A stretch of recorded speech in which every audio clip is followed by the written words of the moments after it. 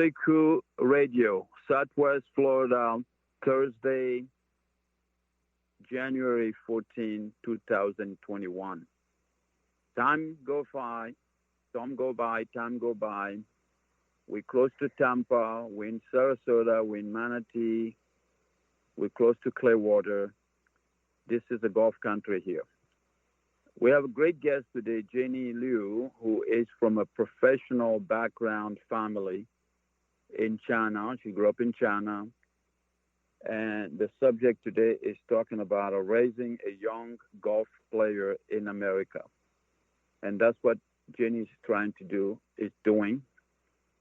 And we're trying to get some advice and guidance from her.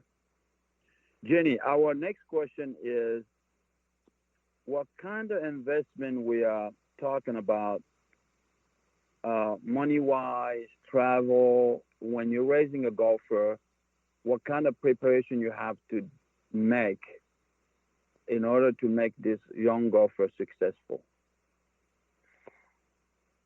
Well, golf is a costly sport as compared to other sports. It's a more costly sport.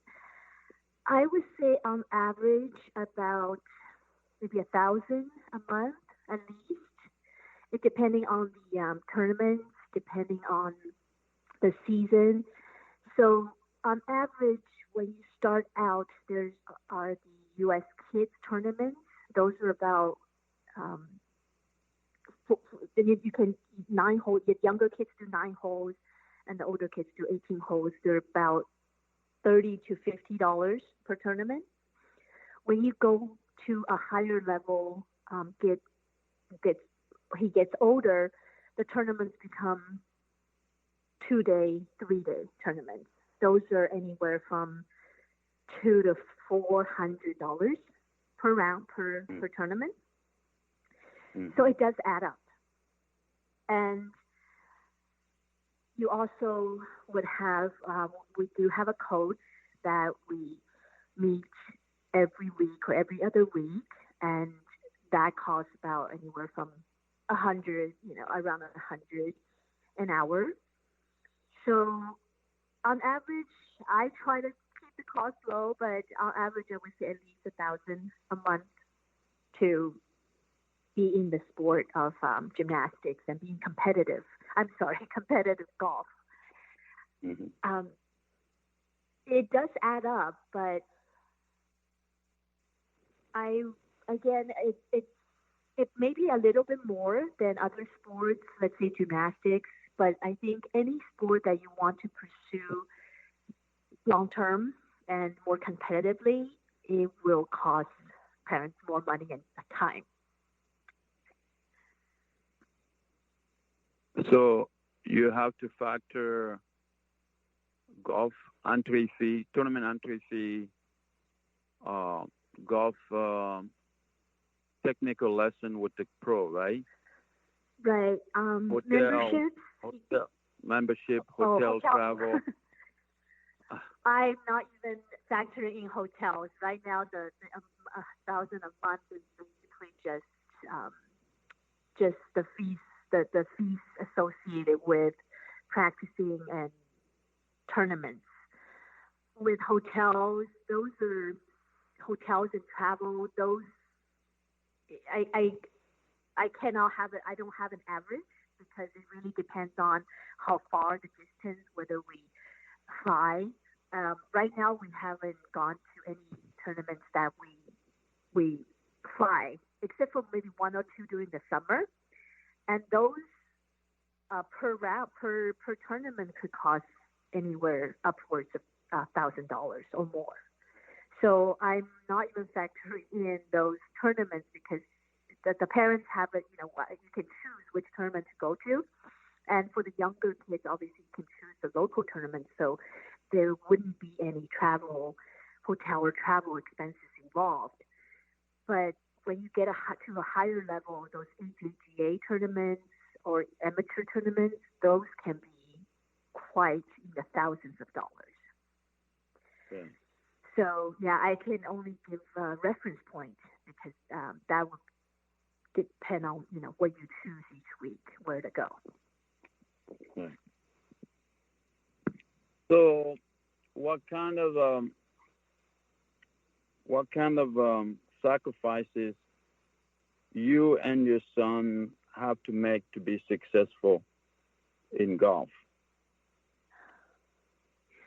Well, as far as I'm concerned, I don't think of it as sacrifice when it's part of our life and part of a routine. However, I would say time is probably the biggest investment. The sport of golf takes a lot of time in general. On average, obviously, a round of golf, a practice round on the course would be at least about 4 hours, 3 to 4 hours. Right. That's not including practice time, chipping, and range time. Right. And then when you go to tournaments, it could take up to, there were times that took up to 7 hours in one day. And those tournaments are, 2 or 3 day tournaments. So it would be full weekend or going on Monday as well. And that doesn't include travel time, preparation time. And the tournaments at higher level, not only they're out of state, they're in Tallahassee. The closest ones would be in probably about 50, 60 miles from home. Mm-hmm. And the far ones would be 300 miles or more from home. So time is definitely a big factor. In that sense, I think my son's sacrifice would be sacrificing his time to play video games with his friends. That's something he doesn't have as much time or as much free time to do random fun stuff. However, from my mindset, I think for him throughout the years, he has learned to be more efficient in the things he does, to learn much better at time management. Right. I think that's definitely a plus for for kids and teenagers, so they don't waste the time they have on their hands. So I would say that we generally don't have any time to waste during the day. Right. He get up 7 o'clock, go to school, and then as soon as he finishes school, he needs to eat. He needs to perhaps take maybe 10, 15-minute break. That's it. And then we head to the golf course. And as soon as we are done at the golf course, we go home and he gets dinner and he goes to finish his homework. And then he goes to sleep. So there's hardly any time for him to waste in between. And then weekends as well. When he's not going to the tournaments on Saturdays, if we have a one-day tournament on Sunday, then he actually volunteers for the First Tee program in Sarasota, which he actually really loves because he gets to help the younger kids with golf and show them what he's learned. So that motivates him to practice and get better. And then we have tournaments, and during the season and all season. So he's also on a high school varsity team. So during the season, from August to October, they have practice every single day during the weekday, as well as tournaments during weekend, as well as during weekdays. So I would say time is probably the sacrifice that he has to make to be able to participate in a competitive environment. For me, I personally don't consider it a sacrifice because I've learned, and I've been in this environment, so I'm used to this kind of traveling and competitiveness. When I ran my own business with gymnastics, we had season year round for our gymnasts. So I traveled. In addition to my son's sports, I traveled with the team to different areas, different states for competition. So for me, Right. I'm probably used to it. For parents who are not used to this, it's a very, very big commitment time-wise. And it does make a difference for if you have multiple kids to juggle between home life, between school, and the competitive sport. Right. Interesting. How many tournaments does he play per month? Like I said, during the season, he plays 4 or more every month. That's every weekend. And Right. off season, I would say off season would be around now. There are tournaments every other week. There are tournaments every other weekend. But the tournaments now are higher level tournaments, FJT tournaments. So they are generally 2-day, 3-day tournaments. So every tournament we have to travel. We have to include travel time Friday night. For 3-day tournaments, we come back Monday night. So, yeah, a lot, a lot every weekend. Wow, that's pretty good. He is very busy, and he can't goof off. He finds time to goof off, but he doesn't have a lot of time to goof off. I'm sure as a teenager he finds time to goof off. He finds time to play his games, which I don't encourage, but I don't mind as long as he finishes schoolwork and golf. And he actually entered for past couple of months entered in gaming tournaments as well.